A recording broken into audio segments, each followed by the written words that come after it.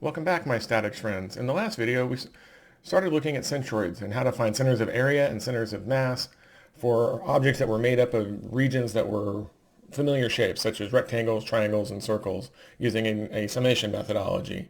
But what do you do when that's not the case? Well, in this video, I'm going to show you how to do it by integration. So without further ado, let's get started.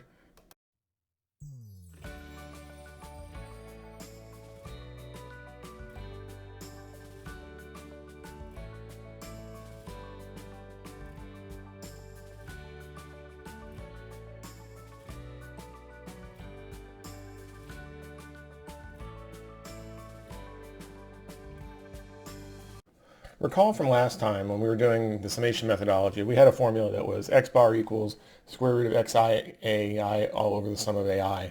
Okay, and we were dealing with shapes that were made up of rectangles, triangles, and we even worked an example that was very similar to this. And all we did was we basically broke this area up into a region 1 and a region 2 and then wrote our formula that expanded on region 1 and region 2 to look something like the following: x1 a1 plus x2 a2 all over a1 plus a2. And that got us the centroid in the x direction. And there were similar formulas for doing it in the y and in the z direction. Right? But the question we have is, what if the shapes aren't simple? What if I can't use a rectangle or a triangle? Because remember, we knew where the centroids of a rectangle is. It's at the middle, half the width, half the height. Okay, triangles, it was 1/3 of the distance from the high end and 1/3 of the distance from, the high edge in the vertical direction as well. Okay, but what do we do if that isn't the case? If we have shapes that aren't simple? And so I've kind of drawn kind of an arbitrary shape here, and the question is, well, we have to kind of fall back on some other techniques, all right? And the technique that we're going to use is calculus, okay? Because remember, at the end of the day, we're dealing with a summation formula, right? But also that integration in calculus is basically a summation. Okay, and to kind of illustrate that, remember, if you had a function that was fx, one of the ways that we found the area underneath a curve f of x is that we could go in and break this up into little strips, whether it was, a rectangle and the rectangle rule or trapezoids and the trapezoidal rule, but we could break this up into finite strips of, incremental length dx, and then we could basically add up all of these areas, and that would be an approximation to the area underneath this curve. Okay, now it's a lot of words, and in mathematics, basically that's saying that if I take the integral between b and a of f of x dx, that gets me the area under the curve between b and a. Okay, well, we're going to kind of rewrite this a little bit and say, well, if it's a bounded object, like what we have here that has some area, I'm going to do the integral over the entire region of area with respect to one little incremental area within that region that we're going to call as dA. And if I integrate over the area of all of the dA increments, then I'm going to end up with a total. Well, a total in the language that we had before was just simply the summation of all of the dAs on there. So this is our summation. This is actually the bottom of our equation. Okay, so let's take a look and see what we can kind of make out of all of this. All right. Okay, so we go and we take a look at, so we're going to kind of modify our formula a little bit. It's going to look a little bit differently, but there are a couple of things that we've got to kind of make note of as we start to look at this, okay? We're going to rewrite our summation equation then to look something like the following, that x bar is going to be the integral of the area over the region, okay, of an x, and a lot of textbooks will use this little squiggle mark, so I'm going to kind of modify this, and what that squiggle is it's the distance from your reference line to the center of the area that you're working with. Okay, and that's going to make a difference because I can't just call it x and y for reasons that I'll show you here in one of the examples. Okay, so it's the integral over the area of x squiggle dA all over the integral over the area of all the dAs. Okay, and again, that's the a total point, and then so this is the other little piece that we have to work in. So again, x bar is the distance to the center of the element. Okay, so we've got an entire region that we're calling A. I've got one little piece of it that I'm calling DA, and then X squiggle goes to the center of that. Now, there are other, Y dimensions and Z dimensions if you're looking in 3D as well. All these formulas still apply or, still work, okay? Other forms that you might remember seeing, okay, that we talked about was the center of mass, okay? Well, now it's the integral over the total mass of an X squiggle times an incremental portion of that total mass, okay? And likewise, an incremental gravitational area, to find center of gravity, okay, would be x squiggle times the incremental portion of that. So again, we're kind of doing a weighted average kind of calculation here as we're looking at this. All right, now you can apply all sorts of these formulas using integrals, and we can start looking at, well, maybe I want the centroid for surface area. I'm not sure why you would need it, but maybe you do. Okay, and so if we go through and we have that centroid location, all I do is I have like a three-dimensional, hollow tube, if you will. And all I have to do is take an incremental element on the surface of this centroid, draw a little dA element, and then my X squiggle, Y squiggle, and Z squiggle all locate to the center of that point. Okay, and so then the X bar on that is X squiggle dA over the area, all over this integral over the area of dA. Okay, and again, that's the exact same formula that we're proposing for just a two-dimensional area. Okay, because realistically, mathematics doesn't care whether it's three-dimensional or two-dimensional, it still works. Okay, and so that's what we're looking at. Okay, and so now we're writing it with squiggles, but in previous life, or in some books, they do write it as an X dA, but you got to be careful on this X because this X is to the center of the area, okay, and that's going to make a difference here in just a second. All right, the other one that you can kind of do with some of this is sometimes maybe I want to know where the centroid of a line or wire, a non-solid region is. So maybe I have a solid wire that has some finite piece length of dl, okay, the incremental length. Well, we can go find the centroid of that wire shape is called X bar, Y bar, Z bar, and often that's not on the wire itself, it's out in space. Okay, and then the center of this element we're going to call as X, Y, and Z, because again, we're dealing with very, very small elements on this, okay? And so that's how we can start to tackle this.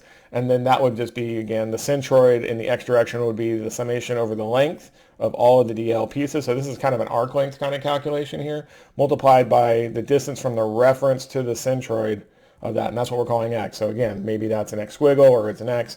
You can call it, either way, as long as you understand that that X that's here goes to the center of the area. Okay, all right, and then of course all of that is over the integral of L dl. So all the same type of form, same type of equation, they all basically look like that. Very, very simple. Okay, now these problems, you've done these problems before, okay? You probably did them in a Calc 1 or a Calc 2 class, just as they were trying to help you learn how to set up integrals. And so a lot of what we do has to do with those kind of regions. So I got a couple of examples. I'm going to show you some different ways to do things and some different types of problems. All right, and so what I have is I have a curve here that I'm calling as a function of x, okay, which we'll say is y equal to x squared. So it's a parabolic section, okay, and it goes from 0 here to 1 here, and so this point here is clearly 1, 1. Okay, now the way that we would tackle this problem to find the centroid, obviously this is not a triangle, I can't use my triangle shortcut. Okay, so we have to go back to our integral form, and so the way we do this is we take an arbitrary element out of this. I'm going to call it as a strip that goes from the bottom up to the top, and I'm going to call that as dA. Okay, the x centroid goes from 0, if this is my reference, at 0, 0, here. Okay, the x squiggle is to the centroid of this, and that happens to be the same as my variable x, okay, because they line up on the same point. Okay, the point here in the y direction, or the height of this, is going to be that function evaluated at x. That's how high it is from here to here.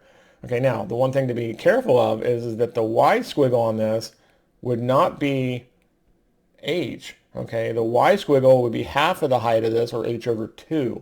Okay, so I didn't actually write it down because I didn't use it in this formula, but y squiggle is equal to h over 2, or in this case would be x squared over 2 if you wanted to work on that one. Okay? All right, so we basically go back, we write our basic formula. Okay? And so that's going to be x bar is equal to the integral over the area of x squiggle dA. Okay? All over tilde, I call it squiggle, is what I've always called it. I know it's not the technical term, but you guys know what I'm talking about. Okay, integral over the area of dA, and then so we can write in our equation that, so my height is f of x, so then the area of this dA element then is going to be the height of that element at the point I'm considering multiplied by this incremental width dx. So the incremental area is h dx. And so I can transform this from an area calculation into now a linear calculation in x. If I work on that, so h of x dx, and so if h is f of x, then this becomes f of x dx for our equation. All right, so I plug in my parts, so it's going to be the x squiggle dimension times f of x dx all over the integral from 1 to 0 of f of x dx. Again, that's just the area under the curve is all the bottom is. All right, and so now it's just a calculus problem. We just plug in the parts. Okay, so x bar is the integral from 1 to 0 of x times x squared. That was my y value, or my function value, dx. Okay, so everything's in terms of x. This is now integratable. Okay, all over the integral from 1 to 0 of x squared dx. Again, just plug it in. And if I do my math again, I'm going to kind of skip forward on the integration and assume that you guys are capable of doing this. These are fairly simple polygons or polynomials at this point. So this would be x to the 4th over 4, and this is x cubed over 3, and the value between 1 and 0, I get 1/4 over 1/3, or 3/4. And so the centroid of this area is, in the x direction, is located at 0.75. Okay, now we can solve the same problem going a different way. Because again, all we have to do is just account for all of the area regions. What if you slice it horizontally? Okay. So same idea. Now I have my area of my element is now dy high, and now the length of this, if this line is 1 and x gets me to the point on the curve, notice that that's the left-hand point, okay, then the height of this element is 1 minus x, okay, because the whole width is 1. Okay, this centroid, this x squiggle now is now x plus half of this guy, okay, or this formula. So notice how this guy is now not the same as x. And that's where one of the points where I see a lot of students having problems is keeping the center of the area separate from the point in which you're evaluating the variable in the calculus. Okay, so you got to be kind of careful. So h is 1 minus x, and my y is x squared, and my dA is now h dy, then dA is also 1 minus x dy. And so now we've got a bit of a problem because the x and the dy are different, all right? So we've got to we'll have to do some manipulations to get everything into the form that we can solve for on dy, okay? And so my x squiggle we said was x, this distance, plus half of this distance is this formula, and that simplifies to 1 plus x over 2. All right, now making note of some of our functions on this, we have y equals x squared, and so that means that the square root of y is equal to x, and that will make kind of a difference as we start to evaluate this part. So now we just basically plug in our parts for our formula, integral of the area of x tilde, or x squiggle, dA, all over integral of the area dA. And so if I plug in the x squiggle, that was 1 plus x over 2, and my dA is 1 minus x dy. Okay, and we're going to integrate that between 1 and 0, and so this should be between 1 equals y and 0 equals y, because we're integrating with respect to y on this, all over the integral of 1 over 0 of 1 minus x dy. Okay, so all we did is just basically plug in our parts from the following formulas.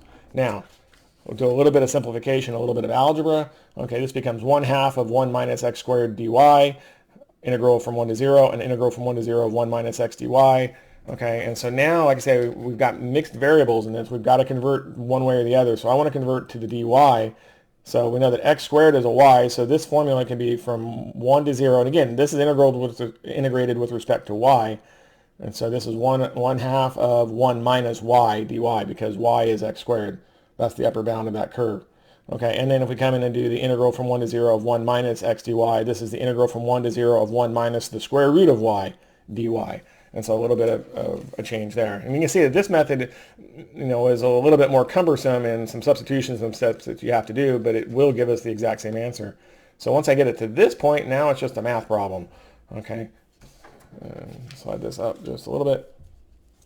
Okay, and so this becomes 1/2 of y minus 1/2 y squared. Okay, evaluated between 1 and 0, and y minus 2/3 of y to the 3/2 power, evaluated between y equals 1 and y equals 0. And if I do the math on this, I end up with 1/2 of 1 minus 1/2, all over 1 minus 2/3. Again, just substituting in and skipping a few steps in between, but this should be second nature to you guys. Is 1/4 over 1/3, and this becomes 3 over 4 is 0.75 meters. And it's the exact same value regardless, because at the end of the day, I've accounted for all of the areas. Now notice that one way was a little bit easier than the other, and so it's kind of up to you to kind of start setting these problems, which way is the simplest for you. And so, but making note of what this center point dimension is important when you plug into the formula. So I recommend as you're working these problems, write all these parts out, and what do you know about the squiggle for the area that you're looking at in relation to the variable that defines the function. And like I say, there was a bit of a shift here, especially on our alternate method, okay, that we had to modify that formula a little bit, right, in order to be able to do it. Okay, all right, and I know I used to struggle with that back when I was in calculus, is keeping those straight, but if you can draw the pictures and understand the parts, it's not too bad. All right, let's try a little bit more difficult one.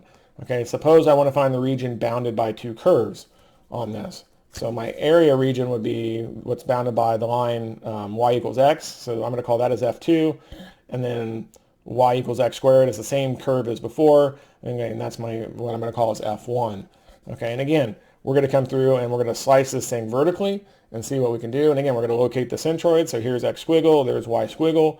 Okay, and then in the x direction, x is the same as x squiggle, because again, we're assuming infinitely small widths on our increment for dA. Okay, because again, that's right there, that's a dx on that value.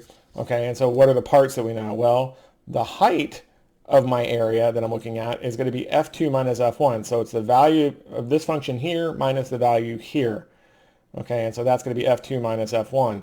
Okay, or y2 minus y1 is my functions. And then dA, we know, is still the height of that element multiplied by dx. And we said that the center point of that region from my origin here at 0, 0 is x squiggle. Okay, so that's going to be then, so dA is h times dx, and then x squiggle is just the x value. We talked about that. The y squiggle is a little bit different now, right? Because one value gets me to the bottom, another value gets me to the top, and this guy's kind of the average of the two of them, all right? So this is going to be basically 1/2 of the y1 value plus the y2 value will get you the center point. It's kind of the average of the two. Okay, so you got to be kind of mindful on what you're doing. Now, I'm only going to solve it in the x direction, but that's how you would set up the parts. And with the parts, then it's just a simple math problem at that point, all right? Okay, so we go back to our formula. X bar is equal to the integral over the area of x squiggle dA, and then the integral over the area of dA. And again, just plugging in the math, plugging in the parts. Okay, I've got my x squiggle we said was x. My dA is y2 minus y1 dx. Okay, and then so the integral from 1 to 0 of y2 minus y1 dx is in the bottom. And you do your math. Again, fairly simple. It's, you know, the integral parts of all of this become, before evaluating the integrals, I get x times x minus x squared. So I've substituted in my y's, you know, my y functions to get into variables of x. Okay, and all that is over the integral of 1 over 0, or 1 to 0 of x minus x squared dx. And if you integrate this, and again, I've skipped the steps and substitute in, you'll get 1/12 over 1/6 is equal to 0.5 inches. And that should make sense because this is kind of a symmetrical region, right? It's a linear function, and the distance here is the same as the distance here, and it's symmetrical, so the centroid is going to be in the middle of this thing, okay? Even though it's kind of tilted on an angle. It's not completely obvious, but if you think about it, it does make sense. Okay, now you do have the alternative of doing the area in another direction. And so if we look at that, now we could come in and say, well, we could slice it this way. Now my y bar is just simply the y value on this. Okay, and then what will happen is you'll have an x1 and an x2 on either end of this, and now your x squiggle is the average of those two values. All right, so for this one, your x squiggle here would be 1/2 of x1 plus x2 will get you those parts. All right, so those are some of the things that we can do. You know, and again, that gets us to 1/2 inch. So again, I didn't do both directions on this one, but you can illustrate. It's just a matter of modifying, finding your area and modifying the formula, and then it's just a math problem at this. But you've done these in calculus. I'm guaranteed. You did centers of revolution, and you know, I know you did centroid calculations in there too. You just probably didn't call it that. So, all right. So I hope that makes sense. Now, I've got one other one that's kind of not an integration problem, but it is, you know, a centroid of, you know, say a wire object instead of a centroid of a region. Okay, I've got a wire that's been bent, and we're going to kind of see if we can figure out where the centroid is in 3 dimensions of this particular guy. All right. So what I have is you know, my origin is set such that x is down and to the left, y is down and to the right, and z is up. So again, you got to have a coordinate system, and all my points are measured. Okay, and so I've got this curve this rounded part that lies in the xy plane. Okay, and so the centroid is located at 60 units along the x direction, and then it's another distance here. Okay, now this is not the centroid of a semicircle, which is, you know, 4r over 3 pi. This is the centroid of a wire, and that's 2r over pi. Okay, as we start to look at that, and so if I plug in my r of 60 into this, that's 38.2. Okay, and then I have a straight length of wire for 40 meters. It comes down the y-axis, and then I have another straight part that goes negative below the y-axis in the z direction that is 10 millimeters long. As we start to kind of look at those values. All right. Let's see. Okay. Let's see. If that's 10, and I just noticed that this is not minus 10, this should be a minus 5 on that value because it's 10 units long, and so the centroid goes to the center. Okay, and so I got to update one value. That's a minus. Oops, sorry about that. Just caught the error. Easy to do, right? So that's a minus 5, and then all the other number values are the same. All right, so we're good. Okay, so now, just like you did with the discrete summations in the last video, we're just going to make a table to handle this, all right? And so all I do is I go in and on my 1, 2, and 3 segments, we set it up segment 1 is X squiggle is a 60 value, so that's this dimension. The Y squiggle is 32.2 or 38.2, but it's negative because it's on that side of the x-axis from y positive, so it's a negative. You got to get that sign on there. Okay, and then it's in the xy plane, so it's a 0. And then for segment 2, it's 40 inches long. Okay, and it is the centroid is at 20 in the y, 0 in the x, 0 in the y, so 0, 20, 0. Okay, length is 40. Oh, the length on number 1 is pi r. Okay, that's the distance. Basically, it's half of a circumference, so that's 60 times pi. And then 3 is going to be then 0. Okay, and then the y squiggle on that is going to be 40 inches out, or 40 millimeters out, and then it's minus 5 down. So that was the value that I had to change. So 0, 40, minus 5, and then the length of this guy is 20. The length of this guy is 10. If we kind of look at those basic values. All right, sorry about that. Went back and checked my calcs on the other page, and I realized I had written a number wrong here. Instead of being 10, this guy is actually 20. So what happens is C3, that value of minus 10 was correct. Okay, and I second guessed myself. So let's go through and let's do the bar. Everything else is the same. Let's just fix this bar dimension. So C3 is 0, 40, and minus 10, and the length is 20. So here's 0, 40, minus 10, and there's the length of 20. Okay, and then all you do is you calculate these products of X squiggle times L, Y squiggle times L, and Z squiggle times L, and you get the values that are seen here. So the X squiggle value is 11,310. The Y squiggle L is minus 7,200. Z squiggle L is 0. And then for the others, it's 0, 800, and 0, and 0, 800, and minus 200 for those particular values. Okay, and so that's what we're looking at doing on those. Okay, so then all you have to do is basically, like you did with the areas, is sum up the length.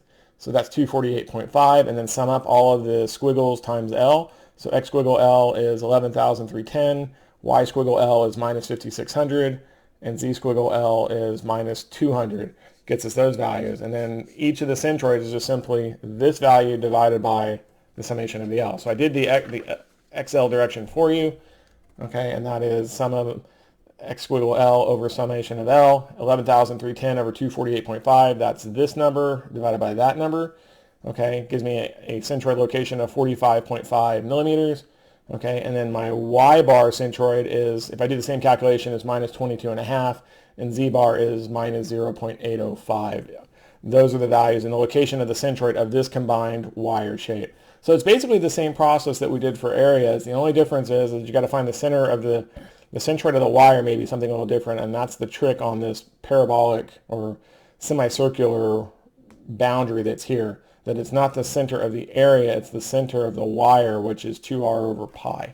So I hope that makes sense to you. If you've got any questions, as always, leave us some feedback down below, leave us some comments below, and we will be happy to help you out and resolve any issues that you have. As always, if you found it useful, stick around, toss us a subscribe, and we'll have some more videos on the way. And otherwise, be sure to like the video, and have a wonderful evening, and we will see you all next time. Happy engineering.